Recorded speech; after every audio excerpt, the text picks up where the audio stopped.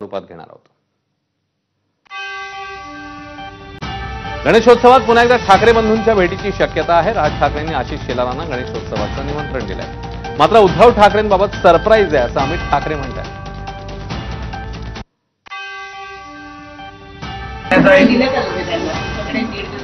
मला वाटतं साहेबांनी दिले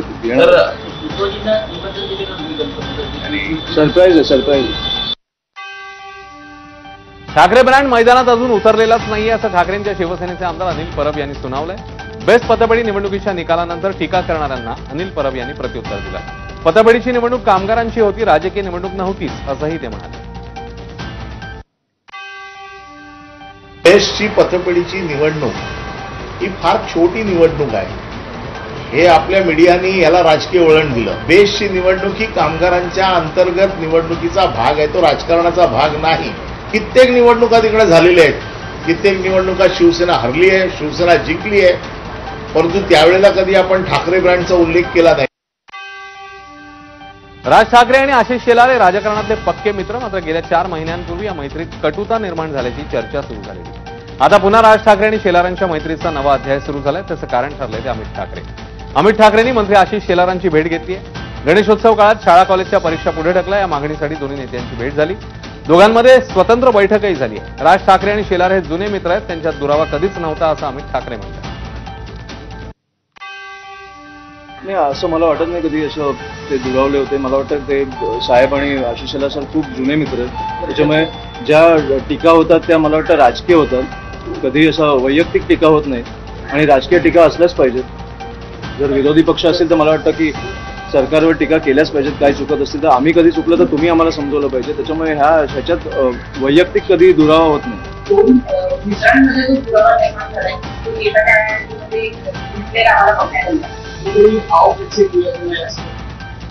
नो कॉमेंट। वंदे भारतने कोकणात जाणाऱ्या प्रवाशांसाठी खुशखबर आहे। गणेशोत्सव काळात वंदे भारत एक्सप्रेसच्या डब्यांची संख्या दुपटीने वाढवण्यात आली आहे। गेल्या अनेक कालावधीपासून मुंबई ते मडगाव वंदे भारत 8 डब्यांची चालवण्यात येत होती। या वंदे भारत एक्सप्रेसला प्रवाशांचा प्रचंड प्रतिसाद मिळतोय, त्यामुळे वंदे भारत एक्सप्रेस आता 16 डब्यांची करण्यात आली आहे। कोकणात वंदे भारत एक्सप्रेसने प्रवास करणाऱ्या प्रवाशांचा प्रवास आता अधिक सोयीस्कर होणार आहे। गणेशोत्सवाच्या पार्श्वभूमीवर मेट्रो 2A आणि मेट्रो 7च्या वेळापत्रकात बदल करण्यात आलाय। प्रवाशांच्या सोयीसाठी 27 ऑगस्ट ते 6 सप्टेंबर दरम्यान मध्यरात्रीपर्यंत मेट्रो धावणार आहे। शेवटची मेट्रो 11 ऐवजी आता रात्री 12 वाजता असेल। आशिया कपमधल्या भारत पाक क्रिकेट मॅचवरून राजकारण रंगलंय। ठाकरेंच्या शिवसेनेने या मॅचला कडाडून विरोध केलाय। अमित शहांच्या मुलाच्या फायद्यासाठी पाकसोबत क्रिकेट खेळता का असा हल्लाबोल उद्धव ठाकरेंनी केला। देशापेक्षा तुम्हाला त्या अमित शहाचा पोरगा त्या तिथला अध्यक्ष क्रिकेटचा म्हणून क्रिकेट सुद्धा तुम्ही खेळताय त्या जयशहासाठी। कोण आहे जयशहा? त्या तिकडे जो धारातीर्थी पडला आपला सैनिक किंवा ते जे काय आपले नागरिक मारले गेले त्यांच्यापेक्षा मोठा आहे, त्याच्यापेक्षा क्रिकेट मोठा आहे। आशिया कपमधील भारत पाक सामन्यावरून संजय राऊत आणि मंत्री आशिष शेलार यांच्यामध्ये झुंपली आहे। राऊतांनी आयसीसीचे अध्यक्ष जय शहांचं नाव घेऊन टीका केली, ज्याला आशिष शेलार यांनी प्रत्युत्तर दिलं।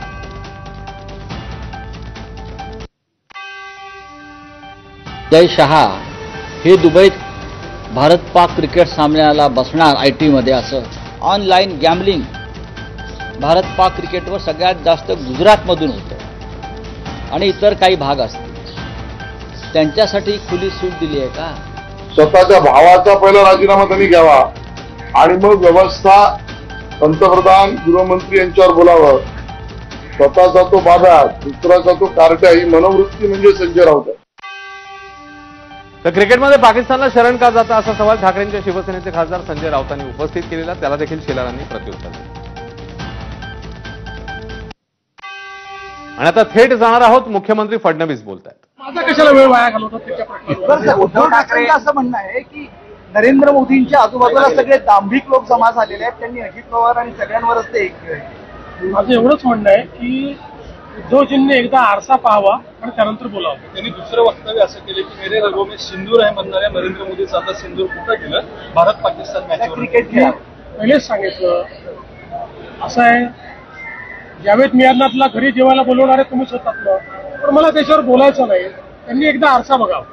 फिरण्यासाठी हजारो लोक रस्त्यावर येतात, कबुतरांसाठी हजारो लोक रस्त्यावर येतात, पहलगामसाठी येत नाही, त्यांचंच वक्तव्य। तुमच्याकडे काही विचारायला राहिलेलं दिसत नाही मला।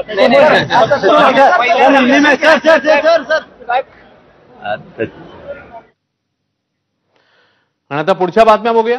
मंत्री नितेश राणेंनी राऊतांवर टीका केली आहे. संजय राऊत पाकिस्तान भारत मॅचमध्ये आपल्या बाजूने उभं राहणार की पाकिस्तानच्या बाजूने बुरखा घालून उभं राहणार असा खोचक सवाल राणेंनी केला. हिंदुत्व हेच आमचं राष्ट्रत्व आहे आणि म्हणून आम्हाला सांगू नये आणि आम्हाला अशा चायनीज मॉडेल हिंदूंकडून आम्हाला सर्टिफिकेटची गरज नाही. आम्हाला माहिती आहे कोणाला किती लायकीत ठेवायचं, कोणावर क्रिकेट खेळल्यावर तरी पण पाकिस्तानला चड्डीत ठेवण्याचं काम आमच्याच मोदी सरकारने केलेलं आहे. उद्धव ठाकरे राज्याचे मुख्यमंत्री असताना दुबईमध्ये भारत पाक मॅच झाली होती आणि त्यावेळेस मतांचं लांगुली चालन करण्यासाठी कोणतेही पत्र का दिलं गेलं नाही असा सवाल भाजप प्रवक्ते राम कुलकर्णी यांनी उपस्थित केलाय. संजय राऊतांनी पंतप्रधान मोदींना लिहिलेलं पत्र ही एक राजकीय स्टंट आहे असं राम कुलकर्णी म्हणतात. 2021ला राज्याचे मुख्यमंत्री माननीय उद्धवजी ठाकरे होते. 24 ऑक्टोबर 2021ला दुबईमध्ये भारत विरुद्ध पाकिस्तान मॅच झाली होती. त्यावेळी उद्धव ठाकरेंनी काही भूमिका घेतली नाही. 130व्या घटना दुरुस्तीविषयीच्या संयुक्त समितीवर ठाकरेंच्या शिवसेनेने बहिष्कार टाकलाय. विधेयकावरील समितीत सहभाग घेण्यास खासदारांना सक्त मनाई करण्यात आली आहे. मुख्यमंत्री, मंत्री, पंतप्रधान यांना 5 वर्षांपेक्षा जास्त शिक्षेच्या तरतुदीखाली गुन्ह्याच्या आरोपाखाली 30 दिवसांपेक्षा जास्त काळ कारागृहात राहावं लागेल. तर पद सोडण्याविषयी तरतूद घटना दुरुस्तीमध्ये 365 दिवसांपैकी 332 दिवस शेतकऱ्यांना संकटाला तोंड द्यावं लागतंय. त्यामुळे शेतकऱ्यांनी आता नुकसानाची सवय लावून घ्यावी असा अजब सल्ला केंद्रीय कृषी मूल्य आयोगाचे अध्यक्ष पाशा पटेल यांनी दिला. तेवढ्यावरच थांबले नाहीत तर अतिवृष्टी आणि आपत्तीमुळे शेतकऱ्यांचं होणारं नुकसान आता सरकार भरून देऊ शकत नाही असं म्हणत त्यांनी मदतीबाबत हात झटकले. धाराशिव दौऱ्यावर असताना त्यांनी हे वक्तव्य केलं. आता ज्या पद्धतीचं या पावसामध्ये नुकसान झालेलं आहे, ही नुकसान भरपाई कोण करू शकेल का हो? ही झालेली नुकसान भरपाई, शेतकऱ्याची जेवढी नुकसान झालेली आहे तेवढी भरपाई करण्याची क्षमता कोणाची असू शकत नाही. आणि आत्ताचं जे तुम्हाला जे नुकसान दिसू लागले ना, त्याची आता आपल्याला सवय करावी लागणार आहे, का तर हे वारंवार घडणार आहे. तर सरकारकडून शेतकऱ्यांची लूट सुरू आहे. शेतकरी नुकसानीची सवय लावून घ्यायला तयार आहे, पण सरकारने स्वामीनाथन आयोग लावून घेण्याची तयारी दर्शवावी असं अंबादास दानवे म्हणतात. सरकारने स्वामीनाथन आयोग लागू केला पाहिजे. या सरकारने शेतमालाला योग्य भाव दिला पाहिजे. शेतकरी काहीच मागत नाही. जर शेतमालाला योग्य भाव मिळाला ना तर शेतकरी या सगळ्या नुकसानीला सुद्धा सामोरं जाण्याची धमक शेतकऱ्यांच्या मनगटात आहे. तो मी पाशा पटेलांना विनंती करेल की तुमचं सरकार राज्यात आहे, केंद्रात आहे, हा योग्य भाव द्यायला सांगा.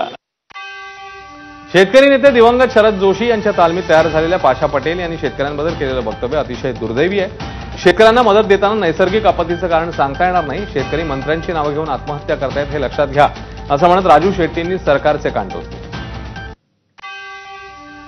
पाशा पटेल बोलत नाहीत तर पाशा पटेलच्या तोंडातून सरकार बोलायला लागलेलं आहे.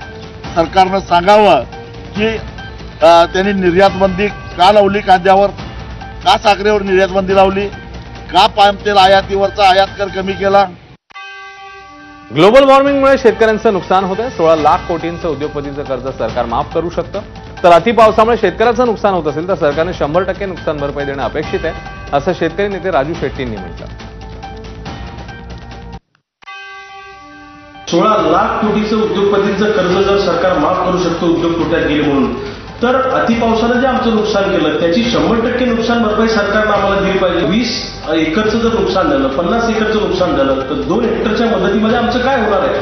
आमची जनावरं वाहून गेलेले आहेत, घरांचं नुकसान झालेलं आहे, अन्नधान्याचं नुकसान झालेलं आहे, शेती खरडून गेलेली आहे. त्यामुळे 100% नुकसान भरपाई आम्हाला मिळाली पाहिजे.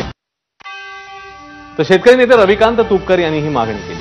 दरम्यान भाजप नेते पाशा पटेल यांनी शेतकऱ्यांसंदर्भात केलेल्या वक्तव्याचा राष्ट्रीय समाज पक्षाचे अध्यक्ष महादेव जानकरांनी चांगलाच समाचार घेतलाय. सध्याच्या वाईट परिस्थितीत पाशा पटेलांसारखे नेते अशी विधानं करतातच कशी असा सवाल यावेळी महादेव जानकरांनी विचारला. शासनकर्त्यांनी तर फार तोंडावर संयम ठेवायचा. शासनकर्त्यांनी माझं त्यांना एवढंच म्हणणं आहे की पहिला शेतकरी अडचणीत आहे, त्याला सोडण्याचा प्रयत्न करावा. सरकारच्या एका जबाबदार माणसानं असं स्टेटमेंट करणं योग्य नाही, हे माझं मत आहे. मुंबईच्या मालाड मालवणी परिसरातील टाउनशिप शाळेच्या खासगीकरणाला काँग्रेसने जोरदार विरोध केलाय. टाउनशिप शाळेच्या खासगीकरणाविरोधात काँग्रेसने आंदोलन शाळेबाहेर केलं. यावेळी काँग्रेस नेत्यांनी पोलिसांना ताब्यात घेतलं. काँग्रेस नेत्यांना पोलिसांनी ताब्यात घेतलंय. शाळेबाहेर जमलेल्या कार्यकर्त्यांनाही पोलिसांनी हटवलं. वर्षा गायकवाड, असलम शेख यांच्या नेतृत्वात आंदोलन सुरू होतं. यावेळी पोलिसांनी दोघांनाही ताब्यात घेतलं. शाळेत पालक शिक्षक बैठकीमध्ये मंत्री मंगल प्रभात लोढा देखील उपस्थित होते.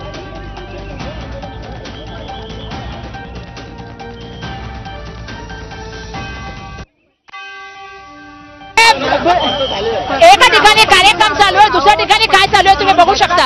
आम्ही फक्त भेटायला आलेलो, पालकांचं म्हणणं आणि आमचं म्हणणं सांगायला शांततेच्या मार्गाने आलो होतो. पण लोकप्रतिनिधी कसं आहे बघा तुम्ही. आता खासदार आमदाराला कशी अवस्था आहे बघा तुम्ही. आम्हाला कार्यक्रमाचं बोलवायचं सोडून द्या, पण आम्हाला कार्यक्रमात सोडायचं तर बोलून सोडून द्या, पण आम्हाला ज्या तऱ्हेने वागणूक दिली जाते. लोढ़ा साहब स्कूल को बेचना चाहते, म्यूनसिपालिटी की स्कूल ये गरीब बच्चों की स्कूल है, ये प्राइवेट करना चाहते, ये अपने चमचों को देना चाहते हैं. यहाँ पे बच्चे हैं, यहाँ पे स्कूल में टीचर्स भी हैं, लेकिन उनको सबको भगा रहे हैं. और ये स्कूल इतनी जो 100 करोड़ के ऊपर से बनी है, ये उठा के किसी प्राइवेट को देना चाह रहे हैं. स्कूल बेचना चाह रहा है लोढ़ा, भारतीय जनता पार्टी.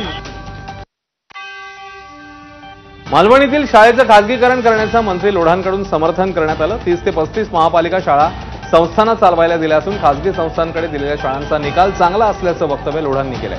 तर विरोध करणाऱ्यांची मुलं इंटरनॅशनल स्कूलमध्ये शिकतात अशी टीकाही मंत्री मंगल प्रभात लोढा यांनी केलेली आहे. जे काही महानगरपालिकाची स्कूलचे कोणी संस्था पुढे आली आणि त्याने स्वखर्चावर स्कूल चालवण्यासाठी घेतली तर ते त्याने स्कूल देण्यात यावा असा त्यांचा निर्णय होता. त्याने विरोध सुरू केला आहे. त्यांचे स्वतःचे मुलगी इंटरनॅशनल स्कूलमध्ये पडता त्याने आमदार बनून इथे काय विकास केला त्याने सांगावा. 11वी ऑनलाईन प्रवेश प्रक्रियेच्या ओपन टू ऑल विशेष फेरी अंतर्गत प्रवेशाची संधी मिळालेल्या 85,101 विद्यार्थ्यांपैकी 78,657 विद्यार्थ्यांनी प्रवेश घेतले. त्यामुळे राज्यभरात प्रवेश घेतलेल्या विद्यार्थ्यांची संख्या 12,78,044 इतकी झाली आहे. मात्र नोंदणी केलेल्या विद्यार्थ्यांपैकी 1,93,703 विद्यार्थी अद्यापही प्रवेशापासून वंचित आहेत. या विद्यार्थ्यांच्या प्रवेशासाठी आता अखेरची प्रवेश फेरी 26 ते 30 ऑगस्ट दरम्यान राबवण्यात येणार आहे. 11वी प्रवेश प्रक्रियेच्या नियमित 4 फेऱ्या, त्यानंतर ओपन टू ऑल फेरी अंतर्गत 2 फेऱ्या या राबवण्यात आल्या. मुंबईसह अ ब क वर्गातल्या 7 महापालिकांचं प्रारूप प्रभाग रचना जाहीर झाली आहे. मुंबईत 227 प्रभागांची संख्या कायम ठेवण्यात आली आहे. 2017च्या निवडणुकीदरम्यान जशी प्रभाग रचना होती त्यात यंदा फारसे बदल नाहीये. गेल्या काही वर्षात मुंबईत अनेक नवीन बांधकामं झाली. सागरी किनारा मार्ग, अटल सेतू, मेट्रोची बांधकामं या साऱ्या गोष्टींचा या प्रभाग रचनेत समावेश करण्यात आला. सोयीच्या प्रभाग रचनेसाठी शिंदे गट आणि भाजप कोणत्याही थराला जाऊ शकतं अशी खरमरीत टीका ठाकरेंचे आज शिवसेनेचे खासदार संजय राऊत यांनी केली. महापालिका निवडणुकीमध्ये आपल्या सोयीच्या प्रभाग रचना कराव्यात यासाठी हा मिंदे गट किंवा भाजप किंवा इतर लोक कोणत्याही थराला जाऊ शकतात. या देशामध्ये निवडणुका स्वच्छ आणि स्पष्ट वातावरणात कधीच होणार नाहीत जोपर्यंत मोदी शहांसारखे लोक या देशात सत्तेवर. ज्यांना निवडणुकीत पराभवाची भीती येते असे आरोप करत असतात असं प्रत्युत्तर मंत्री आशिष शेलारांनी संजय राऊत यांनी दिलं. ज्यांना निवडणुकीमध्ये पराभवाची पूर्णपणे शाश्वती आहे ती लोक आरोप करत असतात.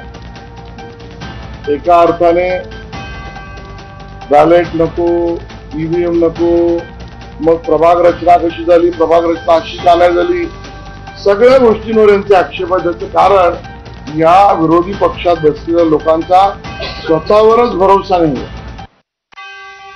तर राज्याचे उद्योगमंत्री उदय सामंत यांनीही संजय राऊत यांचा खरपूस समाचार घेतला. पराभव दिसू लागल्यानं खापर फोडण्याचं काम सुरू आहे अशी टीका उदय सामंत यांनी केली. ज्यावेळी आपला पराभव समोर दिसत असतो त्यावेळी कुठचं तरी कारण शोधायचं असतं आणि ते कारण त्यांनी आता प्रभाग रचनेमध्ये बघितलेलं आहे. ईव्हीएम मधलं जे कारण होतं ते बेस्टच्या पतपेढीमध्ये निस्तानाभूत झालं. कारण बॅलेटवर मतदान घेऊन सुद्धा BST मधले 12,000 जे मराठी लोक आहेत त्यांनी सबशेल UBTला नाकारलं. 2,000 मतं देखील त्यांना पडली नाहीत. महापालिका निवडणुकांपूर्वी छत्रपती संभाजीनगरमध्ये ठाकरेंच्या शिवसेनेला मोठा धक्का बसलाय. ठाकरेंच्या शिवसेनेचे माजी महापौर त्र्यंबक तुपे शिंदेंसोबत जाणार आहेत अशी माहिती आहे. त्र्यंबक तुपे 37 वर्षांपासून बाळासाहेब आणि उद्धव ठाकरेंसोबत होते. यावेळी संभाजीनगरमधल्या 2 माजी आमदारांचाही पक्षप्रवेश होणार आहे. उद्धव ठाकरेंवर नाराज नाही तर वॉर्ड विकासासाठी शिंदेंसोबत जातोय अशी प्रतिक्रिया तुपे यांनी दिली. केंद्र सरकारच्या इथेनॉल धोरणावर आदित्य ठाकरेंनी टीका केली आहे. वैज्ञानिक आधार नसताना E20 धोरणाची अंमलबजावणी झाल्याचं आदित्य ठाकरेंनी म्हटलं. तर इथेनॉल लॉबीच्या दबावाखाली केंद्राने निर्णय घेतलाय असा आरोपही आदित्य ठाकरेंनी केला.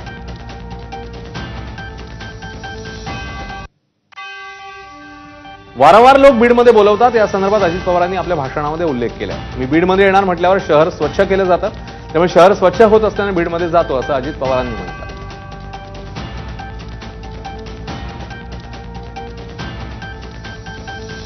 मी कुठेही गेल्यानंतर या अधिकारी ज्यावेळेस मला बोलवतात ना, त्यावेळेस आता मी बीडला पालकमंत्री आहे. बीडवाले म्हणले दादा तुम्ही मधून जातो येत चाला. म्हणलं का रे, तुम्ही यायचं म्हणलं तर 5-6 दिवस शहर स्वच्छ करण्याचा कार्यक्रम चालतो. शहर स्वच्छ करायला लागलं की आम्ही समजतो अजित पवार येणार. मी माझ्या पदाला समाधान करतो, त्याला आपण येतोय म्हणून तरी स्वच्छ करताय. पण मित्रांनो, याच्यातला गमतीचा भाग जाऊ द्या. आज आपण सगळ्यांनी आपल्यापासून सुरुवात केली पाहिजे. पिंपरी चिंचवडमध्ये उपमुख्यमंत्री अजित पवारांच्या कार्यक्रमात स्पार्क झाला. अजित पवार भाषण करत असताना हा स्पार्क झालेला पाहायला मिळाला. मराठा आरक्षणासाठी मुंबईत आंदोलन करण्याचा इशारा मनोज जरांगेंनी दिला. यानंतर लक्ष्मण हाकेंनी त्यांना लक्ष्य केलंय. आरक्षणासंदर्भात जरांगेंना किती कळतं असा सवाल हाकेंनी उपस्थित केलाय. आतापर्यंत कुणबी प्रमाणपत्रांचं झालेलं वाटप बोगस आणि बेकायदेशीर असा दावाही हाकेंनी केला. किती कळतंय जरांगेला? यादी वाचून दाखवा ना. ती जी यादी आहे ती ओबीसी मधल्या जाती उपजातींची आहे. त्यांच्या त्या भौगोलिक प्रदेशातल्या वेगवेगळ्या नामामुळं त्यांना ओबीसीचे बेनिफिट्स मिळत नाही. ओबीसीच्या जाती नव्यानं एवढ्या सामील केल्या म्हणणं म्हणजे हे काय कळतं काय त्या माणसाला? माझा आरोप आहे ना त्यांच्यावरती नेहमी. परळीतील श्रीनाथ गित्ते आत्महत्या प्रकरणी गुन्हा दाखल झालाय. संजय राठोड आणि उद्धव कराड यांच्या विरोधात गुन्हा दाखल झालाय. श्रीनाथ गित्ते यांनी काल नंदागौडा येथे राहत्या घरी आत्महत्या केलेली. संस्था चालकांच्या त्रासाला कंटाळून आत्महत्या केल्याचा आरोप करण्यात आलेला.